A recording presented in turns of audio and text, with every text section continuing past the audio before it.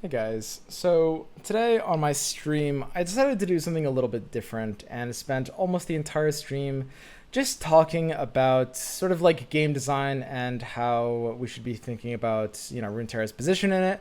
Stuff like, why or, what exactly are the problems with this meta? What exactly are the problems with some of the things people complain about, like elusives and Heimer, and what kind of like, most importantly, what the best solutions to these kinds of things are. It ended up being like incredibly long. I covered a ton of topics in these 5 hours in regards to game design. I can't help it. If you've watched this channel for a while, you know that this happens every once in a while. Because game design is a really big passion of mine. But I think that, a lot of people were actually, a surprising amount of people on my Twitch stream were very interested in the discussion. And I think you guys will be too, because there's really a lot to break down here. And a lot that you will learn. There will be a lot that will definitely surprise you. I don't know, I'm really liking these kinds of discussions. I think, honestly, it's super important that we're sort of just like, I don't know, kind of thinking about this in the right ways. It's sort of hard for me. I would love for the community to be able to engage in these kinds of discussions in more meaningful ways. That's what I want. And like, I don't claim to have every answer. I want to point out, I've been very specifically I've been trying to avoid giving specific examples because I don't think my answers are better than anyone else's. I haven't spent even a ton of time thinking about the very specific solutions I might implement if it were me. I don't think that really matters that much. And I don't pretend like I have the best answers. The only thing that's important is to understand the problem well enough to be able to ask the right questions. And then, we can all debate, you guys can talk on Discords and Reddits about like what steps we should actually take. And this is not insignificant. Like, the developers do take this into account. They really do. So if we as a community can just get a bit more well-versed in just the idea of approaching the problem in the right way, it can actually just make things better. Like, there's really nothing wrong with that, right? Ione has elusives, which is the most uninteractable from any decks, while simultaneously having Deny and Will the best counter cards in the game. So I think it's about time for me to get to Deny. We haven't talked about Deny at any point today yet. I did kind of like offhandedly mention it. This is going to be a really short one. I don't think Deny is an issue at all. Deny isn't an issue at all. There was never a fundamental issue with Deny. There were a lot of people that were like kind of like defending Deny existing in a 3-mana state. A lot of people have this like very, very weird like Stockholm kind of thing where, they'll just argue against any amount of change. Just by nature. It's like a knee-jerk argument to change. Just like people, which is I mean, it's kind of like the human condition, right? Like, human beings just don't like change in general. But it's very, very weird how many people were arguing that Deny was totally fine at 3 mana when every single thing was pointing the opposite way. Yeah, I think Deny at 4 mana is perfectly fine. I think that's pretty interesting. Yeah, it's pretty great. I think that Deny is not really limiting anything. It's not oppressing anything. It's not as if Deny doesn't counter certain strategies, but its current play rates are just like so meager.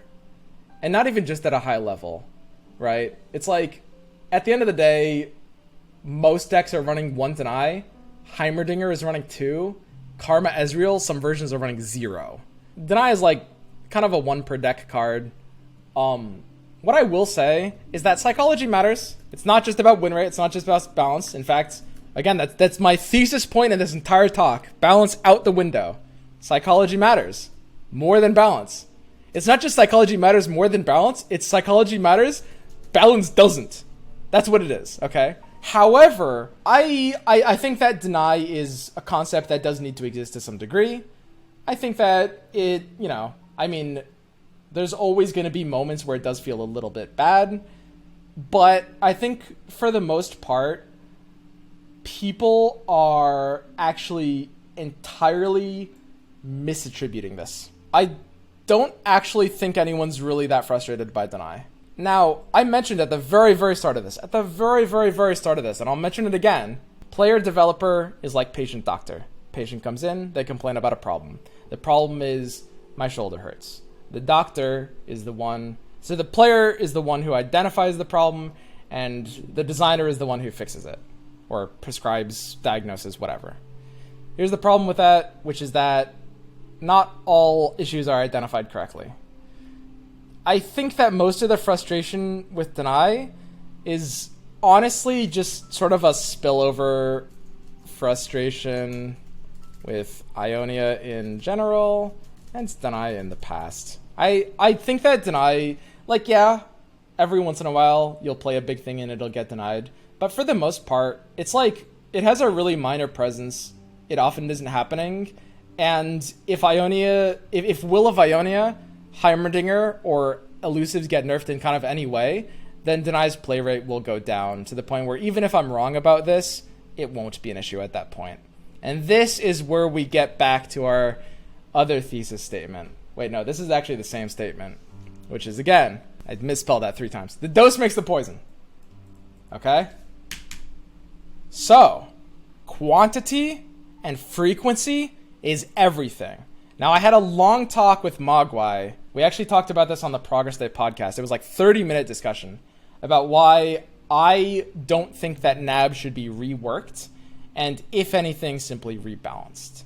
I think that, and which, by the way, is you know, a side that I actually haven't shown yet, because we've talked earlier today about me thinking some things should be reworked as opposed to rebalanced. Well, NAB is a good example of something that I think should be rebalanced and not reworked. Now, a lot of you guys are going to disagree with that. Here's the thing. I think the biggest disagreement to that just comes from effectively a frustration from frequency. And in reality, the frequency affects the concept, right? Like, yeah, there, especially for like the kind of like last meta before the last balance change, especially, you know, there was a time, and maybe we're still in that time, where NAB is very prevalent, and it's very frustrating that that happens over and over and over again. However, I don't think that a great solution is to actually give like the visible information of the hand. I think that's actually a really poor solution. It defeats almost the entire point of the idea. And you do need less control in some situations. Information and control are the same thing. So like a revealed card would be more control. Now, I say often, don't get me wrong. It often is good. But as players, we overvalue control. We overvalue control. Hard disagree. All right, so great. This is actually going to be interesting then. Because I think that this is a statement that I'm going to need to quantify before a lot of you guys... but before we can really talk about it. Because it probably looks like I'm saying something I'm not. I'm not saying that having agency or a complex game is necessarily a bad thing. But when you give players too much control, it causes a lot of very negative side effects that are often going to be effectively sort of kind of flying below the radar. For example, we look at games with too many tutor effects. This was a problem that Gwent had. A tutor effect is a card that pulls another card from your deck. So basically, you can have a high degree of reliability on an example. Mythgard is also a good example of giving players too much agency became an issue. Mythgard's a great example of that. Great example. I'll go into Gwent here. Too many tutors means that decks play too much out the same. No amount of, like, surprise, polarizing matchups. Gwent was probably, like, for most metas, old school Gwent was like the most rock, paper, scissors I've ever seen in any card game. Like, legitimately, I've casted Gwent events that, okay, as soon as the match starts, the players have chosen their decks, the coin has flipped, dictating who goes first, and as soon as the opening hand is there, the coin is flipped. I don't even need to see either hand, actually. I don't need to see either hand. The matchup and the coin, as soon as that happens, one player has an 85% win rate. And casting games like that, I'm just trying to figure out how to make it interesting. I'm trying to figure out how to trick the viewers into not realizing that the game is over. I'm trying to make them think that there's a game that they're watching. That's what you have to do as a caster in those positions. It's fucking horrible. I'm literally like, you don't have anything to say. You have to make up shit. You have to pretend. You have to pretend like one guy has a fucking chance. And this kind of thing is an extreme example, but it is an example. That's extreme is the point of extremity is an example. And that kind of situation can arise with too much control. When there is not enough surprise, when there is not enough variance, surprise. Now, as a player, it's very important that this gets implemented in exactly the right way. Absolutely important. Imperative. It's important that it gets implemented in the right way. Because if you try to implement variance or surprise in the wrong ways, you'll ruin your game completely. You'll completely kill your game. But when you look at a lot of like metas that just kind of feel somewhat sluggish, a lot of it does boil down to this. From mostly a meta standpoint, like mostly diversity is kind of the big thing. And at the end of the day, the dose makes the poison. That just turns into Hearthstone. And again, that's an argument that I don't think that makes sense. Look back. This is the most important thing. It's a game of degrees. Everything is degrees. We're not fighting for elements of nature. We're fighting for degrees. And too much in one direction is just as bad as too much in the other. Because yeah, you're right. We don't want Hearthstone. You know what we want less than Hearthstone? Probably 20 games that you've never fucking heard of. That's why you haven't heard of them. And again, I'm not saying we want Hearthstone, because we don't. But everything needs a balance. We don't have the ability to give up amounts of stuff like surprise. Okay? So, yes, I don't like the current state of NAB. I think that it is snowbally and polarizing. I think it's very polarizing. And polarization is bad. Polarizing just means high up and low down, right? Heimer is polarizing. Heimer is snowbally. Standalone was a very polarizing card. Very, very polarizing, because it's either nuts or completely useless. Solitary Monk, you could argue, is a polarizing card. I think Solitary Monk is actually a good example of a healthy form of polarization. Of course, it has problems just because of Elusive having problems right now, and Elusive's not in a great state, don't get me wrong. But Solitary Monk, I actually like how that is generally designed. Okay? Now, for the most part, polarization is really bad. Like overly polarized circumstances. What does polarization mean? Well, it can be matchups. It can be certain cards just being like either completely useless or completely nuts. And that can be based not only on RNG, but situation. It can be... I think there's like a third thing. But yeah, you guys know what I mean when I say polarizing. And when we have a hand state, like a combo, you know, you look at Black Market Merchant. The biggest problem with the Black Market Merchant combo is basically that there are some hand states that your opponent will play double merchant into pilfered goods. That's pretty fucking silly. And that's a level of snowballing / polarization that shouldn't quite be possible. Or, I'm not going to use the word possible. I shouldn't use the word possible. It shouldn't really be common. And it is common. That's a common hand state. That's a really common hand state for that deck.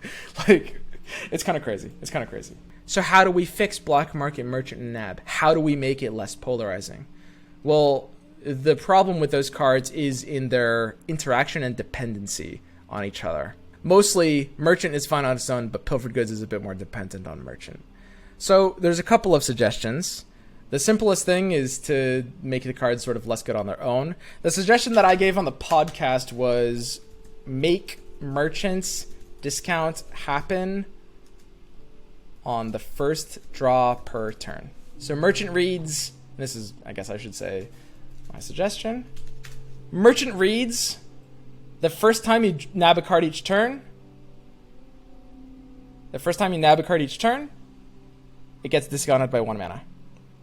And in doing simply that, we are doing a lot of good things. Again, the game is not about balance. Design is not about balance. right? We're making these situations, like when I merchant into pilfered goods, then we are, you know, able to not be completely nutting out, and we have a reason to activate plunder more than once. That's still BS. I think if you think that these cards would still be BS if they worked like this, I think you're honestly probably just kind of like too traumatized from like their past states. This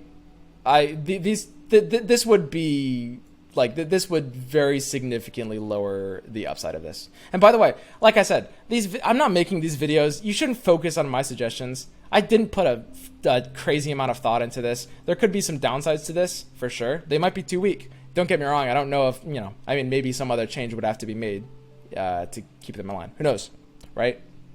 But not only would this decrease the variance, but also it would force you into a potentially high tension play line.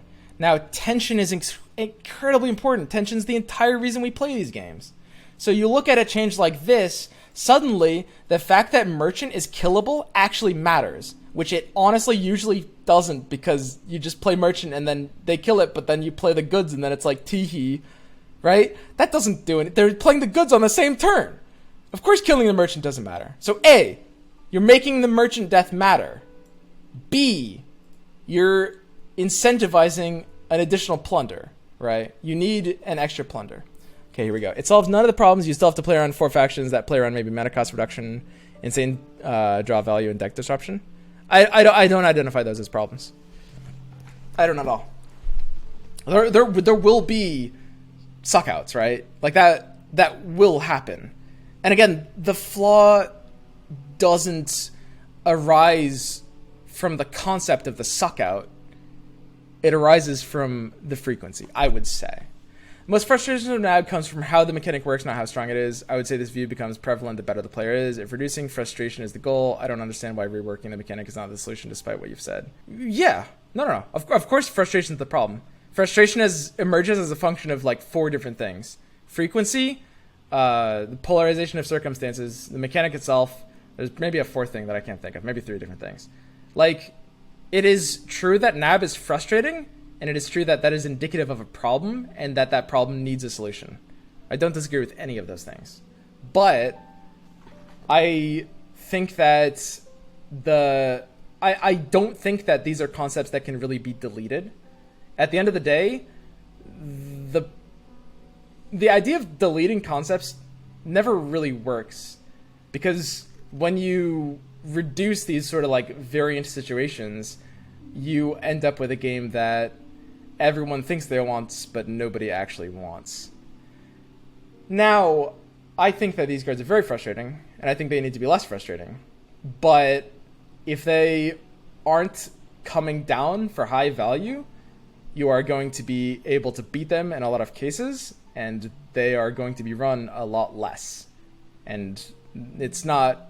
That will solve the fundamental problem. That is kind of my point in all this. I might be wrong. If Pilfered Goods was fast, it would be less frustrating. Pilfered Goods being fast, yeah, that's not bad, because then maybe you can kill the merchant on the stack. That's cool. That's a totally fine one. That's a totally fine one, right? That's great. That kind of thing. Again, I'm not saying like my solutions are perfect or that you guys should abide by these. I want to focus on the fundamentals. I think that we will have to see. I could easily be wrong about this, but my impression of most players in this kind of frustration is that I am pretty confident that in this form, and don't get me wrong, I'm not saying this is the best solution. I am pretty confident in this form that this will be a lot less frustrating than you think. Anyone who thinks this will still be frustrating. And that's because, well, it's because of a lot of things. Because when they pull your cards, we're kind of Pavloved into it, to be perfectly honest. When they pull your cards, part of the reason that's frustrating is because, like, you have connections on those experiences and you know what's going to happen. It's like, yeah, it's like they just nutted out. You're about to get screwed, right? That's a large part of why it's frustrating. If they use your cards against you, sometimes there will be some lucky things. Sometimes there will be some funny moments. I mean, that can happen. But at the end of the day, you'll have a lot of games where they'll pull your cards and then you'll win. And that sort of thing, I really think that, like, when that thing happens more often, the identity, the moment of the pulling cards being a frustrating concept will really not be as frustrating as you think. And I could be wrong about that. And it's like, this is sort of a dead end argument, right? Like, it's kind of hard to talk about without being able to experience both sides in a long-term capacity. But again, it goes back to this. Everything comes back to this. And this is why we branched out to this when we were talking about deny. And this is exactly why I think deny isn't an issue. Because even if this is wrong, let's say it is, who could? I'll delete this, doesn't matter. Maybe people are unhappy with deny, but in reality, I think that when will and elusives get nerfed, that deny's play rate will invariably go down a bit. Not only will this have a slightly less oppressive impact on the meta, which deny has no oppressive impact on the meta anyway, but also deny will be less complained about because people will see it less and it will just be less frustrating. Like, it's a card that people are, frustrated about, but I don't think that we can really look at it in a vacuum. I fully disagree with the idea that psychology is more important than balance. Reality doesn't care about people's feelings. Just because someone hates something or something is disliked by the community doesn't mean it's a problem, it needs to be changed. I mean, if we're talking about a specific individual, then it's a sample size of one and it's completely meaningless. But if there's an entire community that is not having fun and your game... Who's your game designed for? Are you making it for you? Are you making the game for fun? Because that's the only thing left then. Isn't psychology largely based on balance? Yes, it is. But there still is that mistake. And balance will usually reflect psychology. And because it usually does, people talk about balance. And it's usually true, but not always. And there's plenty of cases where it's not true. And that's the problem. Yes, it does. Usually those are pretty connected, but there's plenty of cases where they're not. And we need to be able to talk about and identify the exceptions. So that's my stance on these. And I know this is probably the hottest take in this entire discussion is going to be this. I'm sure a lot of you guys are still just like dead set that any change to NAB that doesn't involve a rework of the concepts will be fundamentally frustrating. And I think to give a very extreme example, probably too extreme to even work, you can look at a card like Unyielding Spirit, which in theory still presents the same unfun scenarios as it did in the past, but in reality, nobody actually plays it, right? That's maybe too extreme of an example, but in reality, frustration doesn't really stem from, like, it's not the words that cause the frustration. It's the numbers that do. That's the thing. That's kind of my point. And if you take away the words, then the game is all numbers, and people don't like numbers. So taking away the words is never better than balancing the numbers. And by the numbers, I'm talking about stuff like play rates and hit rates, and win rates would fall into that, but win rates matter less than play rates. That's a point I should mention. As a developer, play rate is a much better metric than win rate for like anything. Play rate is your metric over win rate. Like, play rate is your number one metric and win rate is your number two metric. This is pretty basic. But what this means is that, for example, maybe this is potentially why a lot of people were like, well, why did they nerf dredgers? And there's, they have their reasons. I suspect that one of them is because they're looking at play rate. Deep is a deck that they made Deep too flavorful. They made Deep too flavorful. I remember when they dropped that announcement, like the Nautilus and the creepy sort of like ambient noises. Like, everyone fucking loves sea monsters. Everyone just loves deep. And I think, like, especially from new players, like, a lot of people are running the deck. And yeah, I mean, that's a point in ladder where it's important to balance. So maybe that's not their logic, but this could be an example of, like, you know, the importance of play rate over win rate, like that kind of thing. Where it's like, otherwise, if we're looking at win rate, we might be very confused. We might be like, well, deep's win rate wasn't really that high. Why'd they nerf it? Well, it's not really... I mean, when you think about it, why would it be about win rate? Like, seriously, think about it. Why would win rate matter? Win rate matters because it affects play rate. That's why it matters. People play these games for the diversity of play experience. And very similarly to how balance and psychology are often interlinked, but there are plenty of exceptions that we need to understand, win rate and play rate are the same thing. Yeah, I mean, win rate is usually going to be the same as play rate because people do like winning. And, you know, usually high win rate things are going to be a problem, but it's really the play rate that is the main issue and usually the basis for, you know, things getting, I don't like the word nerfed, but let's say tweaks. This was all stemming from the deny issue. So this is kind of my point. I think that deny, totally a non-issue. From a win rate standpoint, it's not great. It's able to hit decks. It's a unique concept, and unique concepts are good. When we remove unique concepts, we're making the game just like, we're just removing things from the game, right? And when you just remove and remove, and then you end up with nothing. We want additive design, not subtractive design, right? So, deny a unique concept. It is kind of perfect. It is almost an auto-include in it's almost an auto-include in Ionia, but it's also like almost in bad. It's almost always bad to be more than a one of. And honestly, that's pretty great. I love that. It's like you always are thinking about it in the back of your mind. It doesn't usually come down. Like it has the ability to impact how you think about the game, how you perceive the game, and what the engine of the game can even do, but you not actually being like super frequent or anything. Like I think it's perfectly positioned. I love it. So let's keep him coming. Color Pie's a bit slanted. Ionia is too good at control while also pumping out damage. Color Pie.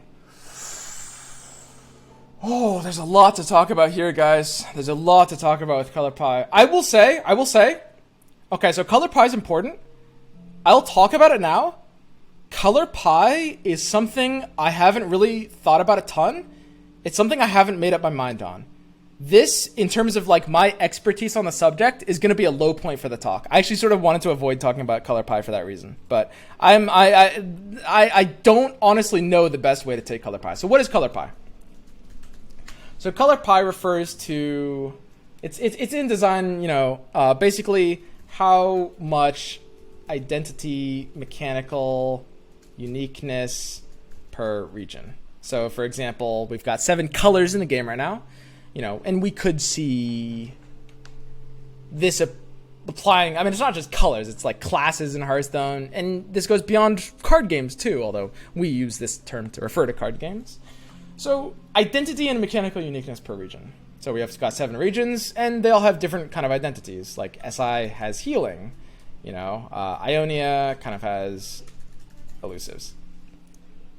So now it is important to have certain things be sort of limited to certain regions, and it's also important to have that pattern be broken in a few ways. So what seems to be the case for Runeterra, the default perception of Color Pie, I'll explain now, which is that one region is best at doing X, another is pretty good at doing X, a third can maybe almost do X, the other 4 don't have access to X. Something like that. This is where we see most patterns in the game right now. And I don't know if, I haven't thought about this enough to know if I agree that this is the best way to do it, but it does make intuitive sense. So, for example, Ionia is the best at doing elusives, PNZ has some elusives, and Demacia has 1 elusives, which is, yeah, can maybe almost do X. Shadow Isles has all the healing, Freljord has a couple pretty good heals. I mean, Tavern Keeper is a really good card now. And then Ionia has one card. Ionia can almost do X. And then there's like, if we're including lifesteal, then yes, it goes a bit beyond that. But let's talk about like direct healing. Why not? Bilgewater has elusive. Yeah. Bilgewater. I forgot. Bilgewater has elusive. That's true. Yeah. So the third can probably be Bilgewater over Demacia, right? But you'll see this pattern, and this is kind of where Color Pie is at in Runeterra, and this is pretty similar to how it exists in other games. So the biggest problem is that certain concepts shouldn't really be color pied as much as others. This is the big thing to talk about. This is the big issue that Color Pie presents. And we can all agree on this, but we can all disagree on how this presents. I'll give you an example from Artifact. Artifact had very strict Color Pie. So Artifact, really big issue. Blue was the only color with half decent AoE. Which is like, this is kind of like one of the worst flaws of Color Pie that I've seen in the past. Which is like, when you're looking at a concept that should be as accessible as AoE, the idea of restricting that basically entirely, like literally basically entirely, to one color is a great example of Color Pie being pretty bad, right? There are some concepts that should be not necessarily entirely universal, but more universal than others. So let's talk about degrees, right? So this is the general framework, but some concepts are best at only one region ever having access to that concept. Something like Frostbite, I think, is fine for that. This is usually off the back of flavor, and flavor matters, identity matters, like uniqueness matters. Color Pie is inescapable. You can't have equality. It's not best, right? I don't know. When I was like 14 years old, I was like, well, when you think about it, why do we even eat food? If you just grind the food up into a blender, like not even like Soylent, but literally taking food and then blending it together, wouldn't it be more like optimal? Because like, when you think about it, it didn't make any fucking sense. That's what like a lack of Color Pie is. You can't do that. It doesn't, like, it obviously doesn't make sense. So Color Pie is necessary to agree. Certain concepts, maybe one region should have total only access to something else, whereas maybe other concepts, maybe every region should be able to do something. Or maybe it should just be pretty wide. Like, maybe like 5 regions out of 7. Such as Nab and Bilge? Yes. Plunder and Nab are like 2... I mean, the Plunder being secondary in Freljord really works, and that's a good example of this, but Nab being like only Bilge is perfect, yeah. So like, Bilge is like Nab and Plunder, and Freljord is like a bit aside of Plunder, you know? They've got a pretty good Color Pie going on in the game right now. I actually think I generally like where the Color Pie is at in the game right now, with a couple of exceptions. Now, the argument being made here is that Ionia breaks Pie, and we've seen this time and time again, and the biggest argument isn't just in the form of elusives, but the trifecta of elusives, will, and deny, which I don't think deny should be in that trifecta, but people put it there. And don't get me wrong, even if deny is sort of a bit weak, it is unique. It is something that only Ionia has. Deny doesn't have anything. Demacia doesn't have anything. Demacia actually has quite a bit. I'm going to talk about that actually a lot. We have this problem with elusives. To be perfectly honest, I don't think there's anything going wrong with Color Pie here. You guys know my stance on deny. I think will is just a dumb card on its own and should very obviously be 5 mana. It's ridiculous that card is 4.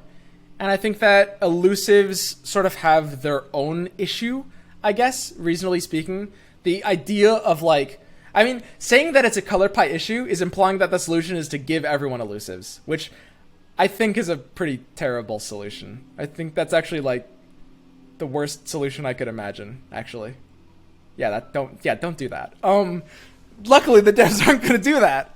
Anyway, so a real issue in Color Pie would be certain things that are actually not having bad impacts on the game, but things that could have good impacts but don't.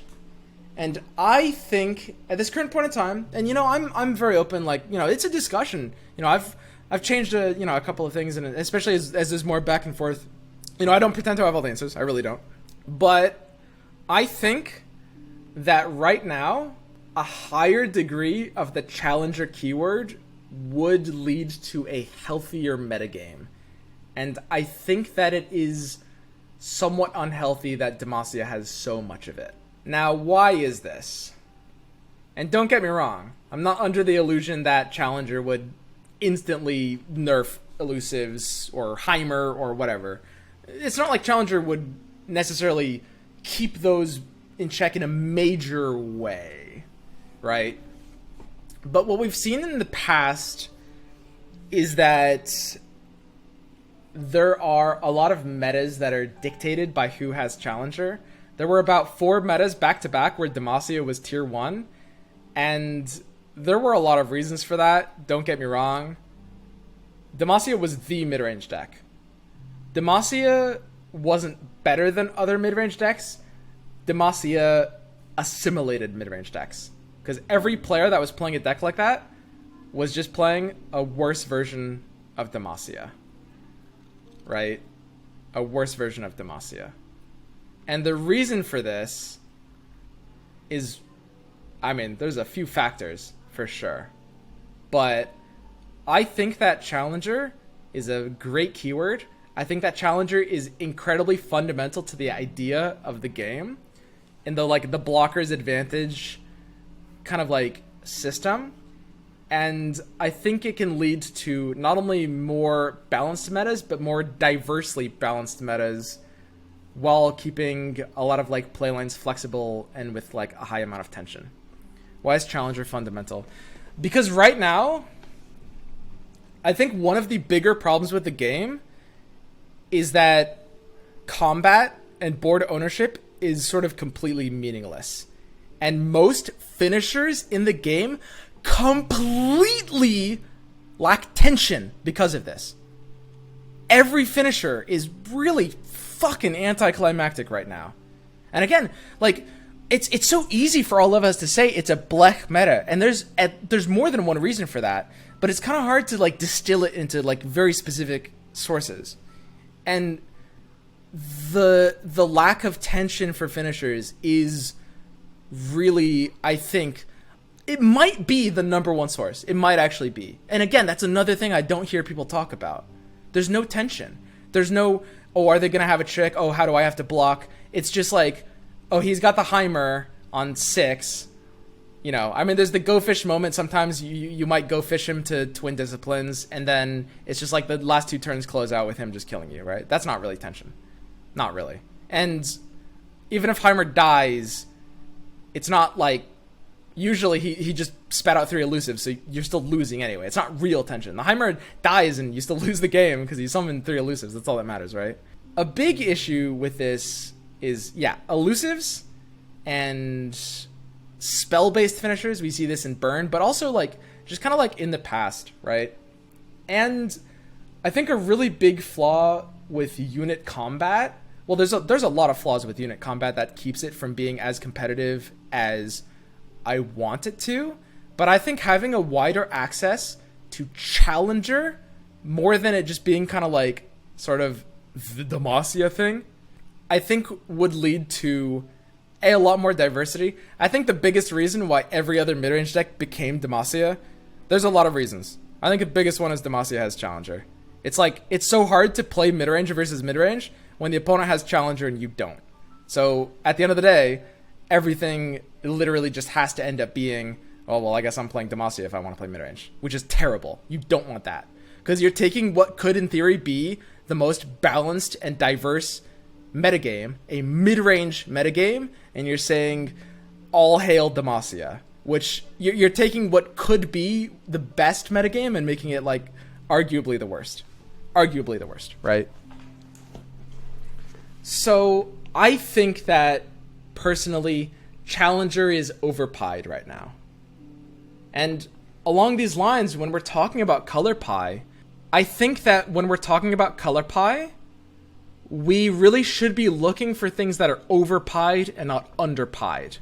A lot of people are like, well, this region shouldn't be the only one with access to this, right? And, okay, it's not over and under. It's a bad way of saying it. Sorry. What I mean is, it's not about things that are causing us pain, but it's things that we don't realize could be causing us pleasure, right? It's not about... The color pie isn't really about freeing up things to make things weaker. It's about freeing up things to make things better that might not intuitively jump out to us, right? So we kind of need to think about it more and be on the process of, okay, if this was more accessible, would this be better? And a lot of people will point to one specific region's mechanic, and that will be healing. And that is Shadow Isles being kind of like the predominant healing region. Now, I think this is fine, I think that healing is fairly flavorful, and I think that it only really matters if burn is like stupidly strong, which it has spent some time being in the past. I think that the idea of healing being Shadow Isles is flavorful enough. I don't think that Nexus Health is as essential of a fundamental concept that like every sort of archetype needs to be potentially trying to think about. I don't really support necessarily everyone gets healing. I don't really like it in the form of healing. However, when it comes to Challenger, honestly, we're not too sure exactly what to do with Challenger. Challenger is kind of a weird one, where it's like nobody... Well, honestly, first of all, a lot of these units are just kind of like bad units. But also, there's not really a ton of this concept. I might be wrong about that. I don't really know. I haven't thought a ton about like the prevalence of Challenger. But I do think that incentivizing more mid-range metas and less singular mid-range metas, like not just mid-range meta, but mid-range meta where people are playing more than one mid-range deck, right, is a good direction to go in. And I think spreading Challenger a bit more would help that, while also giving a somewhat natural, very soft counter to certain less interactable things. It's very minor. It's not enough of a factor to fix something that's kind of like out of whack, but it can sort of like help things being a little bit more like balanced along the way. You know, like Heimer and elusive, that kind of stuff. Minor factor there. Not enough of like it wouldn't fix it. Okay. What's your take on Challenger's cousin Vulnerable? Oh yeah, sure. Yeah, Vulnerable's great. Should be on more things. Honestly, Vulnerable... Okay, so they did this weird thing. They added a couple concepts. They added Vulnerable, and they added Immobile. These are two keywords they added in Bilgewater, and they applied them to a lot of Bilgewater things and a lot of the other new cards. But in reality, these are concepts that it's kind of weird that aren't on some cards that were already on the game. Like, there's a lot of things that it would make a lot of sense for these keywords to be on. I love Vulnerable. It's sweet. It's like, it's a cool concept. I would like to see more interesting ways of Vulnerable and more interesting ways of Challenger. Like, not vanilla, not super vanilla ones. There's a lot of cards that can... The idea of cards that are balanced around being themselves vulnerable is, I think, a pretty great unexplored concept. Right? Wording Stones not being immobile is strange. Exactly. It's like, it's just inconsistent that they didn't slap that on it. It's not necessarily bad from design standpoint, but I can't imagine a world in which the game, if the game had launched with these keywords, immobile would have been on Wording Stones, right? But it's just because of the timing of the implementation that it ended up kind of like not. And it's fine. It's not that big of a deal, really. Anyway. Yeah, the idea of like engines that are sort of balanced around being vulnerables is pretty interesting. You know, there's a lot of cool things we can do with that, right? Do you prefer Challenger or Vulnerable, and why? That's a fantastic fucking question. I don't know. I haven't spent time thinking about it. I like them both. I mean, I think that they're both good for the game, and both, I would say, at least a bit underutilized. Now, whether you think Challenger should be something that like every region just kind of has, that's a hot take. Don't get me wrong, but I think we can all agree there should be a bit more Challenger. The degrees of which that's going to be really, really in debate. I might need to revisit like the Vulnerable and Challenger discussion a bit later, but what I will say is I think they're great keywords that would make the play patterns of the game better with more attention, right? Right now, stats really don't matter. Like, they really don't. And again, everything needs to be balanced, right? A meta where stats matter too much is not a good meta, right? But like, most forms of stats, stats after turn 5. Stats matter like in the first 4 turns of the game, and that's about it. Like, that isn't great, right? And I think that more combat, more vulnerable, more Challenger would help boost out of that. So, and in discussing this, I do have to get to this one argument that comes up, which is that I've heard some people say that between the archetypal concepts of a meta, the idea of a control meta, an aggro meta, and a mid-range meta, that the identity objectively is like the diversity is objectively best in a mid-range meta. I've heard people make that claim, that mid-range meta is better than like aggro and control meta. I think the reason for this, they're not necessarily saying that mid-range is the most fun deck or the most fun matchup, but a direct consequence of mid-range metas is that kind of everything is versatile. More, like, when you say mid-range meta, it's not mid-range dominated. Aggro is aggro dominated. Control is control dominated. Mid-range meta can be mid-range dominated.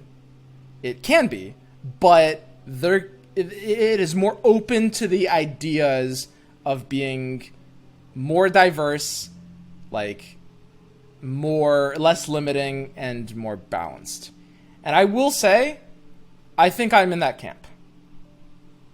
Now, there's a big asterisk here. People who say that haven't seen Siege Rhino MTG meta, right? And I mean, in Runeterra alone, we've like literally, okay, we have seen in Legends of Runeterra 5 mid-range metas. One of them was Bannerman. The second one was Bannerman. The third one was Bannerman. The fourth one was Bannerman. And the fifth one was the meta we were in 1 month ago, which most people agreed was the best meta the game has ever seen. In which there wasn't anything initially super oppressive. Bannerman got nerfed, and a lot of people were playing mid-range decks while exploring a lot of different things. There was a lot of diversity at this point in live. I'm talking about the time where like a lot of people were playing Sejuani Bilgewater. This is probably the most common form of mid-range at that point in time. I will say one thing about that deck in particular that I didn't want to mention earlier in this talk. One thing about Sejuani Bilgewater that I can't help but mention. Let's go back to an earlier point I made. A very earlier point I made, talking about the idea of convergence and divergence. I sort of like shafted the idea of allegiance, saying that allegiance is kind of awful in the same way that Highlander is awful because they both incentivize divergent deck building and convergent play patterns, which is literally the opposite of what you want to do. In reality, I think Bilge Sejuani is a really good example of incentivizing convergent deck building and divergent play patterns. Which is to say, it has very unique methods to the actual like play style of the various implementations, but the deck building is very, very tweakable. It's probably a little too cute to call it convergent deck building, but the deck building was kind of in a state of not really being solved. Whereas the problem with divergent deck building is it usually just solves itself really fast, right? Because you just like, because it's so obvious which 40 cards you want in your deck. In Build Sejuani, there were like 4 different decks. Nobody knew which 40 cards. Nobody knew which version they want. Anyway, that's minor point. But yeah, I think that the idea of a mid-range meta, as long as it is not built around a single OP deck, is the best, right? That is where things want to be. Mid-range decks are inherently convergent. You're just playing the best cards. I don't think that's necessarily true. I think that there can be a lot of divergent mid-range archetypes. Absolutely. I mean, take Vlad. Imagine if Vlad wasn't like poop, like, you know, or like even like if Ephemerals looked a little bit differently, I'd be very happy calling Ephemerals mid-range, and that's also like a highly synergistic, highly divergent gameplay pattern archetype. Like, I think that they're quite different. Anyway, this was all the end of the kind of like color pie talk. In conclusion, color pie, I don't know how I feel about it. Honestly, it's kind of an overrated concept a bit. It doesn't matter a ton unless you're just in a situation where you're not getting enough of it. It's like taking vitamin C supplements. Like, it only matters if you're about to get really fucked up, you know? And it's like this, like an artifact. It's like, most of the time it's not really, I mean, it's hard to really mess up color pie, like in a fatal way. But what is easy to do is to waste opportunity with color pie. And here is such an important subnote, which is that as players, we will always be biased towards tweaks that are built off of like these sort of like negative things, right? Whereas there's so many opportunities in design to, instead of taking a negative and turning it into a neutral, taking a neutral and turning it into a positive, right?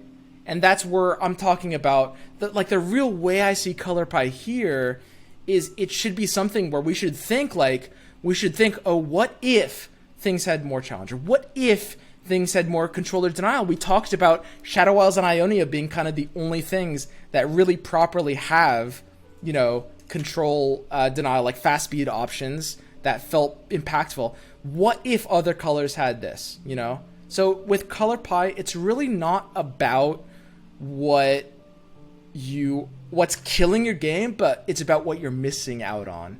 And the thing is, what you're missing out on might be unknowingly killing your game, you know? It's like, it's hard to imagine. So that's my take on color pie. Let's keep going on the Twitter comments. Basically, I disagree with that comment. Okay. So that was comment number 6. We've got 74 more to go. As long as you guys don't keep adding more. Oh god, are you guys adding more? There were 80 last time I checked. Oh fuck, there's 82. Ah, we've done 2 comments in that time. We still have to do 76 more. Okay.